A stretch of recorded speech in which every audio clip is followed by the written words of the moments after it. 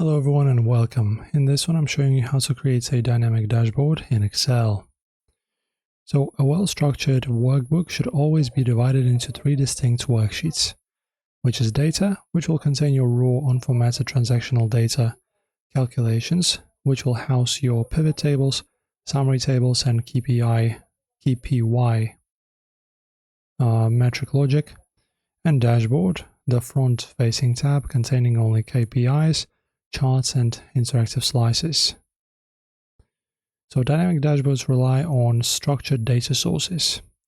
So you can just select your raw data set and then just press Ctrl-RT on your keyboard. So mine is already converted to that, so I'm good.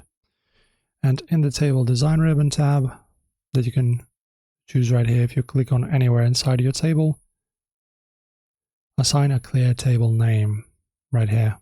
Let me say project 1, for example. And then calculations, you can just click inside your sales data table. Then you go insert, pivot table, and place it on your calculations sheet. You can drag dimensions into rows or columns and matrix into values.